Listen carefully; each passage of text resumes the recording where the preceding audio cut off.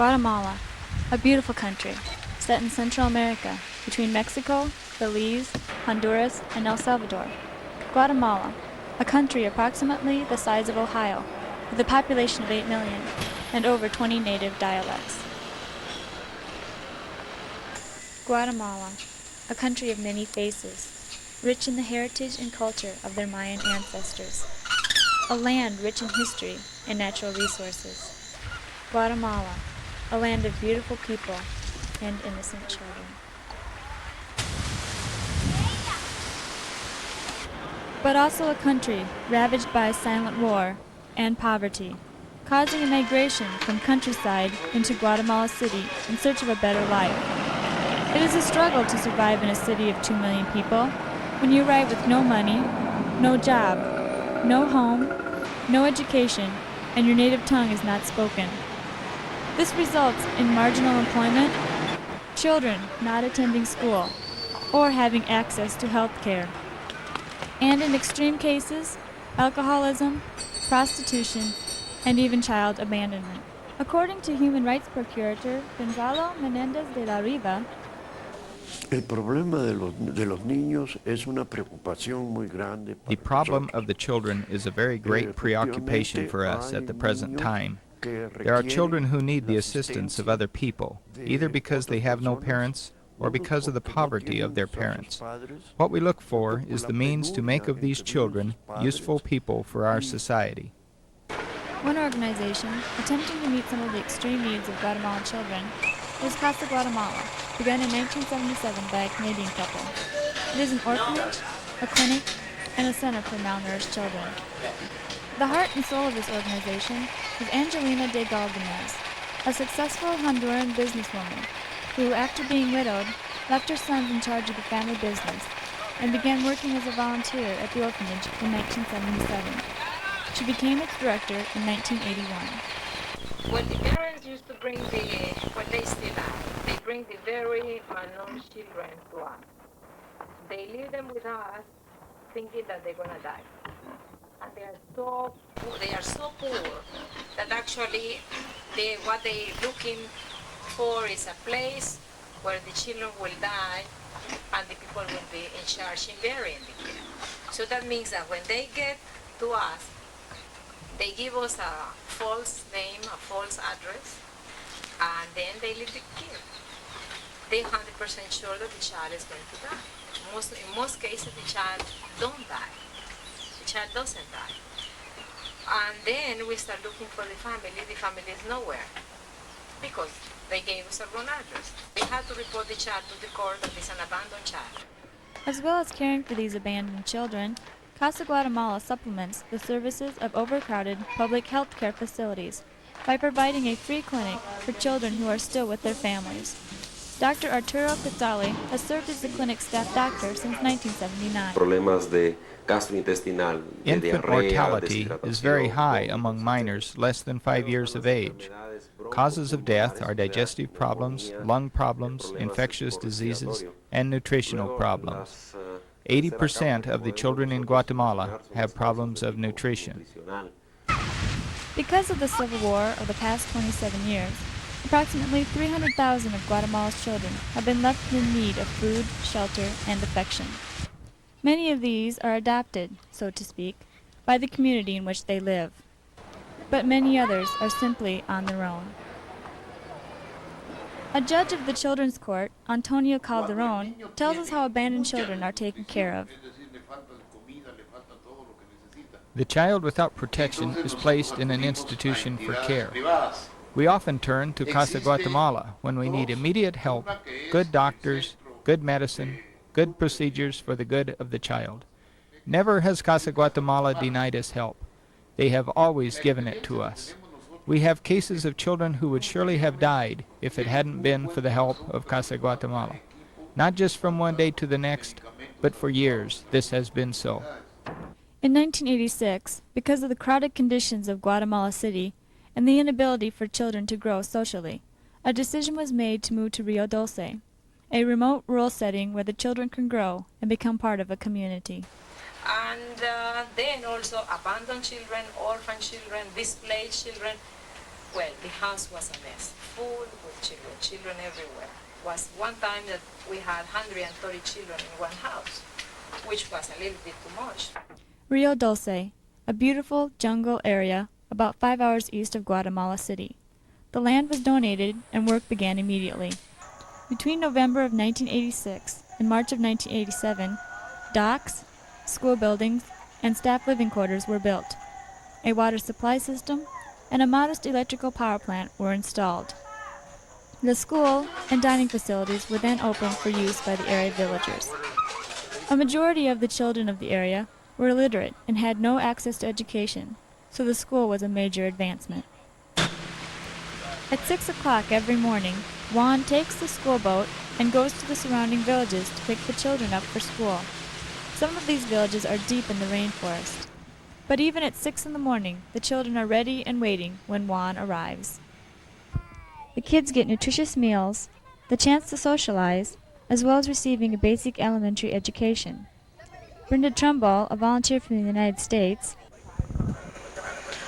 The school is great. I've been trying to watch in the windows and all where they really get into some difficult subjects. They've been talking about anatomy and geography, and the math is not just all easy things either. It appears that they're working on some difficult subjects.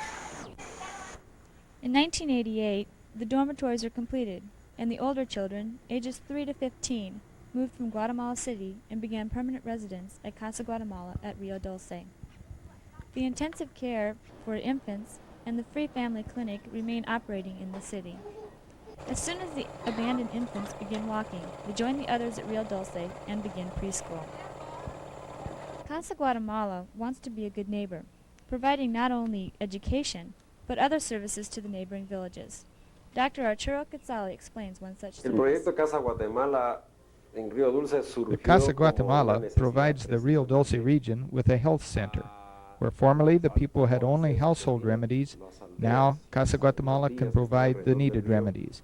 It's a fine project.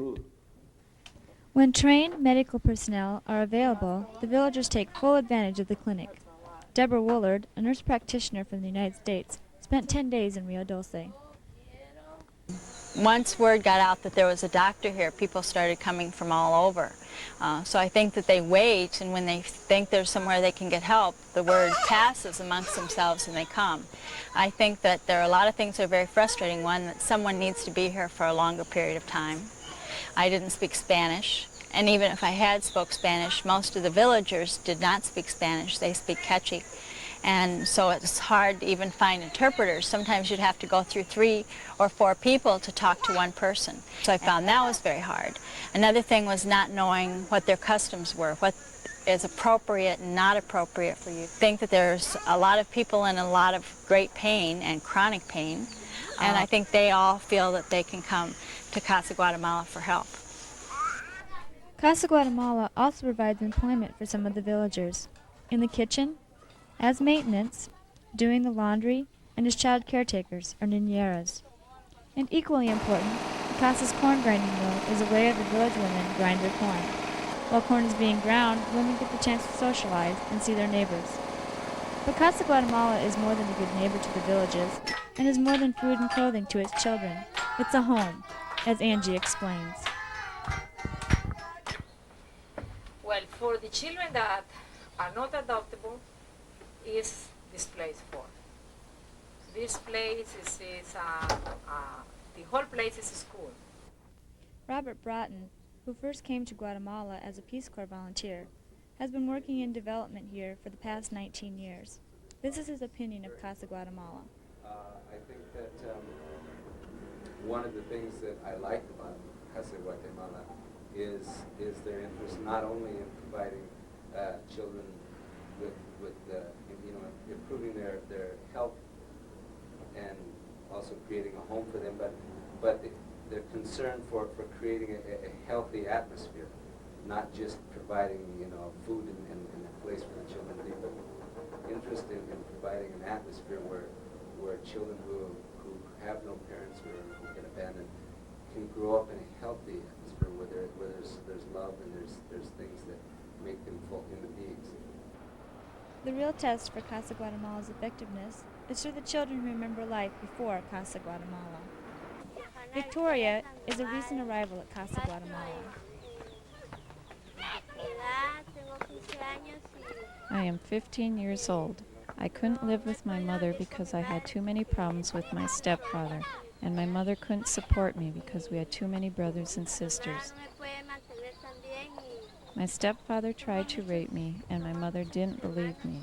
I told my sister, and she let me stay with her for a while. Then I started living on the streets and using drugs like marijuana, and I got involved with the police. Now I feel content and happy here, even though I miss my mom and family. I'm content here because a friend of mine took us from the streets and brought us here to begin a new culture and move forward and not to lose ourselves in the streets and the drugs like we were doing. A friend who loves us picked us up. I'm very happy. Here I have food. Here I have everything.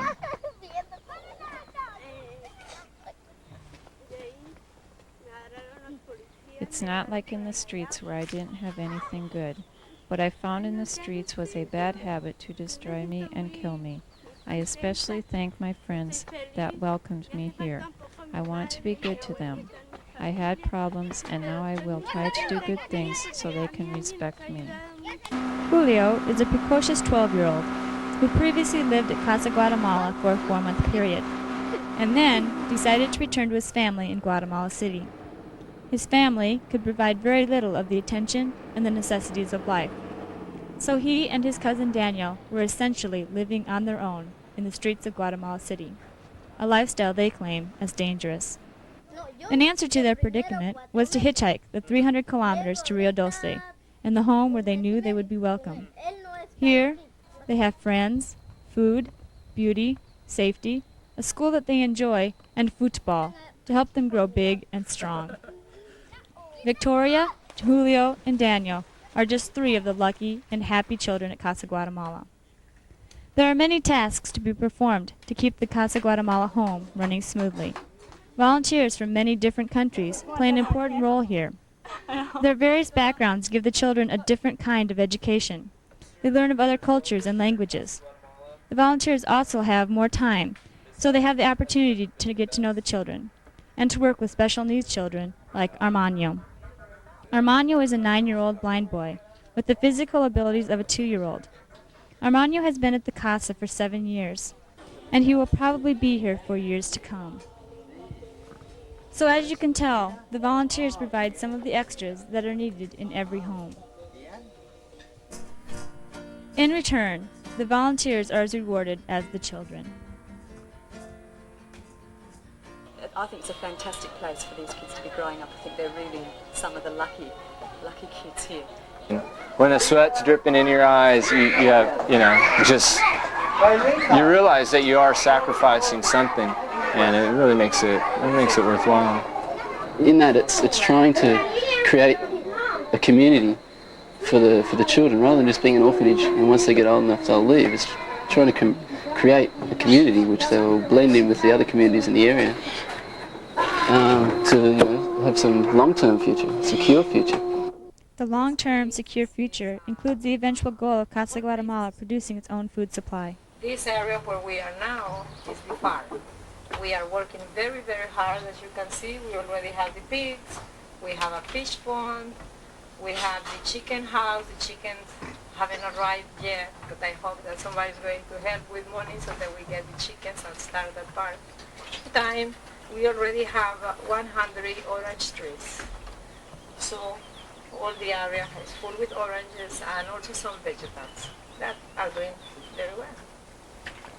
To raise up out of the jungle and maintain a school, a home for homeless children, a health clinic, a farm, fish pond, and community center requires an annual budget of $180,000. Well, first of all, we depend solely from donation. We don't get any support from the government. We just get children from the government. But about funds, like I was saying before, it's very hard.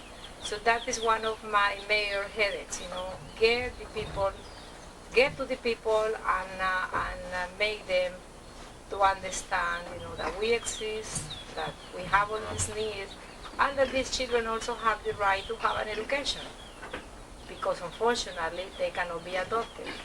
So I write individuals, I write groups in churches, in clubs, because I believe that we get a lot of people and each one give a little bit of money. It's more realistic than dreaming that I am going to get a corporation or a big institution is going to give me a few $1,000s every year. So I feel that that is a dream. So I prefer people, a lot of people, giving me each one a little bit of money. Many individuals and groups have committed themselves to helping this cause, but more help is needed. Would you or your group be willing to help Casa Guatemala develop and grow in providing a home to needy children and to continue the services to the community of Rio Dulce? Lori Cole has once said, "Somewhere children dance to the joyous music of life, and elsewhere they only cling to existence. They are all ours." Casa Guatemala is a home where children who were clinging to existence are given the chance to dance to the joyous music of life. But the struggle to build and maintain this existence has not been an easy one. People like Dr. Arturo Quetzali and Angelina Galdamez have invested years of their lives to make this dream a reality. Why? Why would a successful businesswoman give up a comfortable life, go to a neighboring country, and take responsibility for 100 children, their needs, and the community in which they live? Why does she do it? The children.